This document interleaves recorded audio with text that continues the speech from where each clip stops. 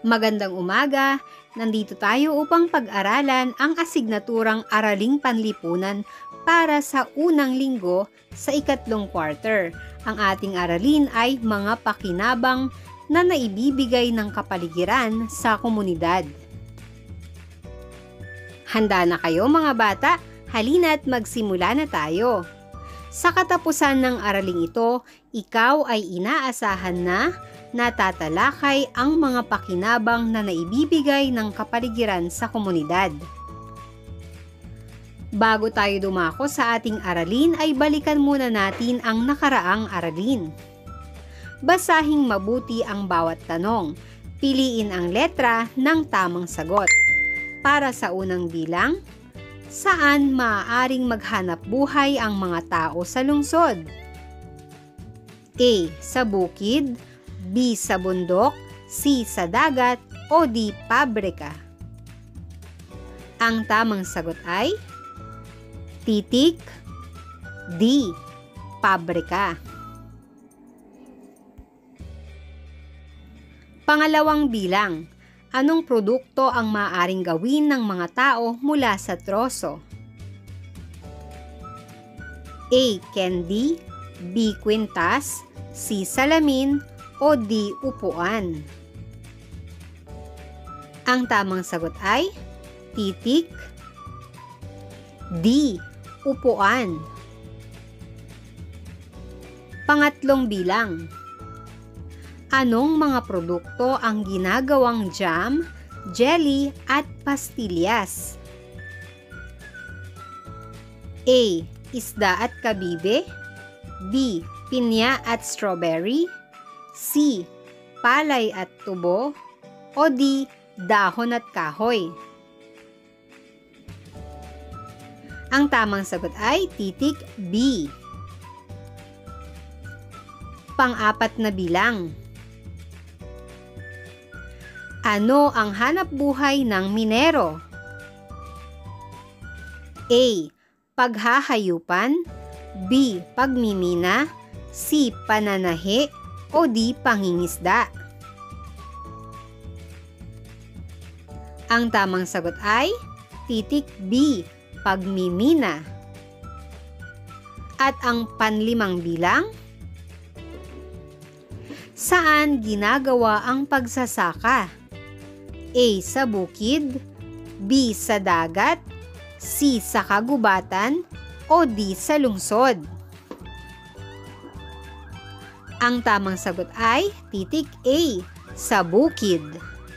Natutuwa ako at alam nyo pa ang ating nakaraang aralin. Halina't tuklasin natin ito. Alam mo ba ang pakinabang ng iyong kapaligiran sa iyong komunidad? Paano ito nakatutulong sa kabuhayan ng mga tao na naninirahan sa komunidad, lalo na sa mga pamilyang naapektuhan noong lockdown dulot ng COVID-19?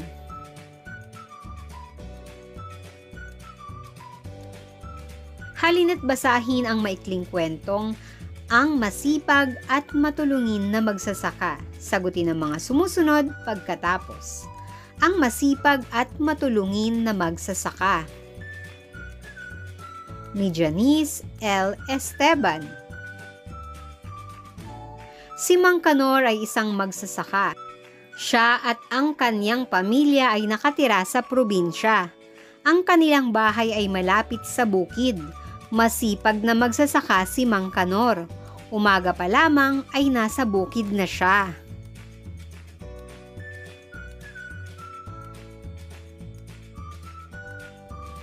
Nagtatanim siya ng palay, mais at iba pang uri ng gulay. Kapag panahon na ng anihan, katulong niya ang kanyang asawa at mga anak upang dalhin ang mga ito sa palengke at ipagbili. Ito ang ikinabubuhay ng kanyang pamilya.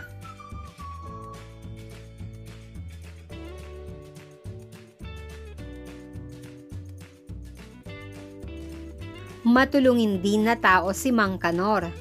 Dahil alam niyang maraming tao ang naapektuhan ng pandemya na COVID-19, namimigay siya ng mga sariwang gulay sa kanyang mga kapitbahay.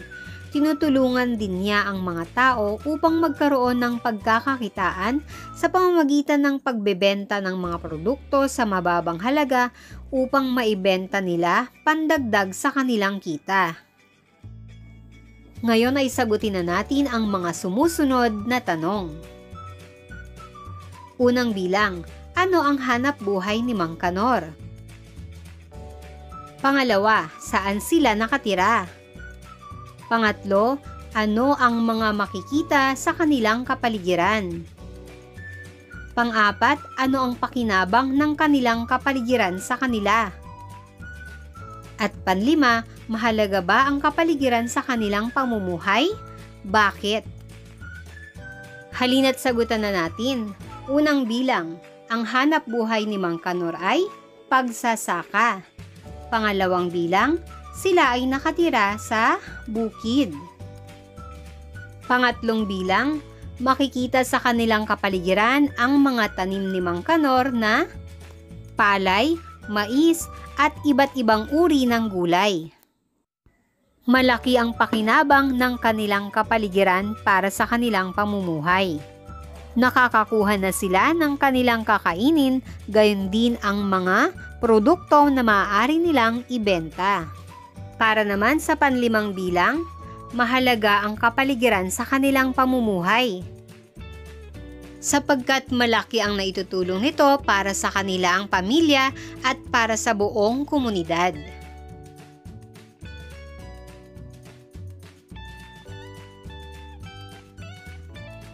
Bawat komunidad ay may angking kayamanan na bigay ng kapaligiran o kalikasan.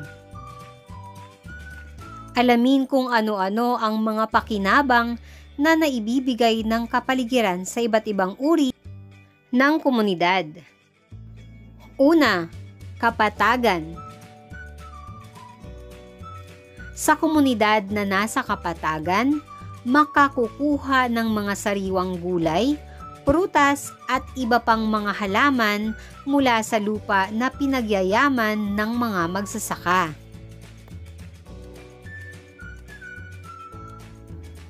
Pangalawa, tabing dagat.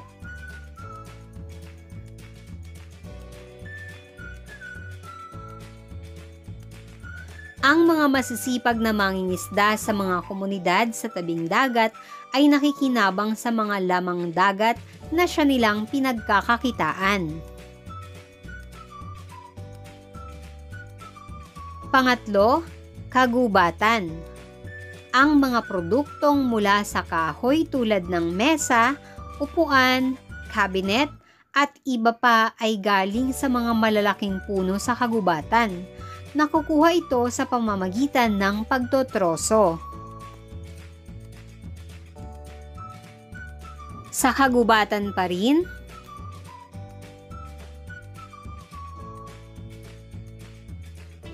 sa kagubatan din nakukuha ang mga ginto, tanso, langis at iba pa. Pagmimina ang hanap buhay ng mga tao dito. Lungsod.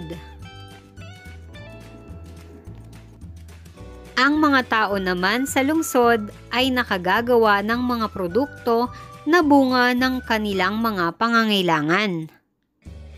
Ang mga damit na nakikita natin sa mga mall, mga masasarap na pagkain at pati na rin sa mga serbisyong ibinibigay sa mga tao ay nakatutulong upang magkaroon ng kabuhayan ang bawat mamamayan sa kanilang komunidad. Ngayon ay dumako na tayo sa mga pagsasanay. Piliin ang angkop na komunidad na tinutukoy ng bawat pangungusap. Isulat ang letra ng tamang sagot. Unang bilang. Ang komunidad na ito ay napaliligiran ng tubig, nakahuhuli ng isda, hipon, alimango, at iba pang yamang dagat ang mga taong naninirahan dito. A.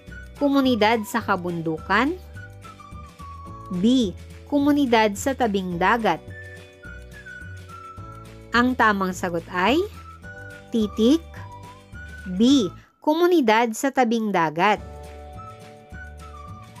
Pangalawang bilang.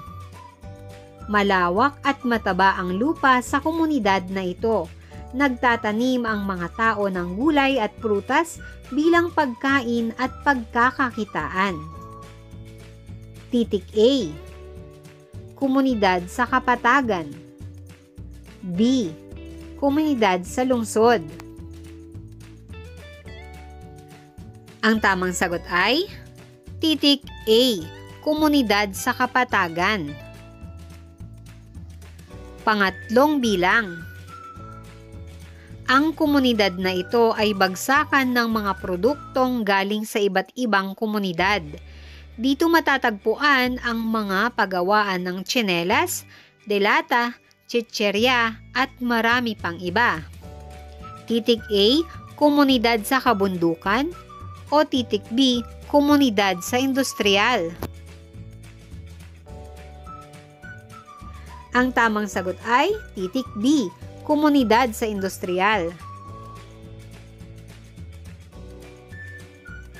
Pang-apat.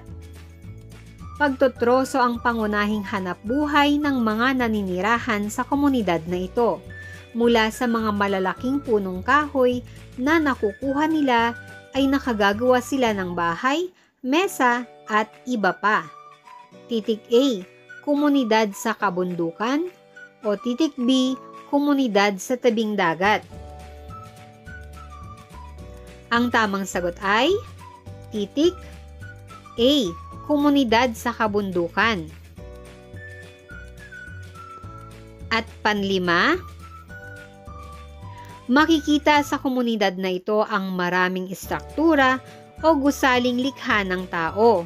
Pag-uopisina ang kadalasang hanapbuhay ng mga tao dito. Titik A, komunidad sa kapatagan o titik B, komunidad sa lungsod. Ang tamang sagot ay titik B, komunidad sa lungsod. Halina't tayahin na natin ang ating aralin. Iguhit ang masayang mukha kung tama ang isinasaad ng pangungusap at malungkot na mukha naman kung mali. Unang bilang, gawing imbakan ng basura ang mga ilog. Pangalawang bilang, sa kabundukan nakukuha ang mga mineral tulad ng ginto na ginagawang alahas. Pangatlong bilang, sa lupa nakukuha natin ang ating kinakain tulad ng palay, gulay at iba pang halaman. Pang-apat, walang pakinabang sa komunidad ang kapaligiran.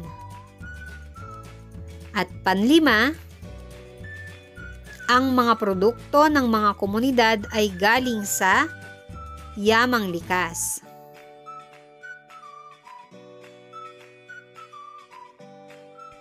Narito ang mga tamang sagot.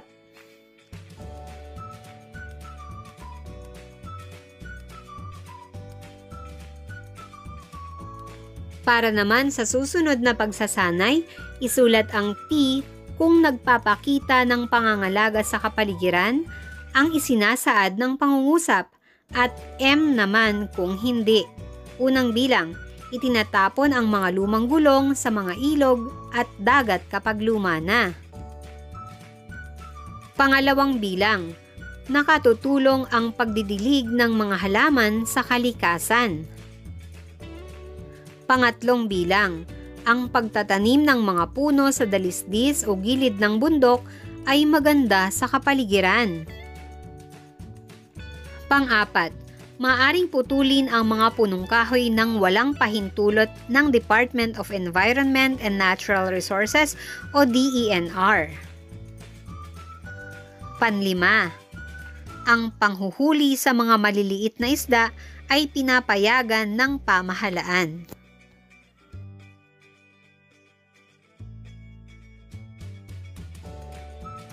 Narito na ang mga tamang sagot.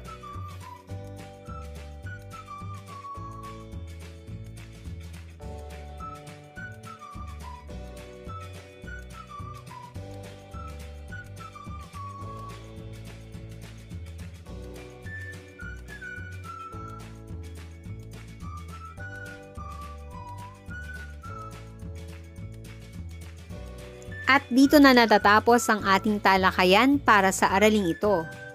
Maraming salamat sa inyong panonood mga bata. Hanggang sa muli, paalam!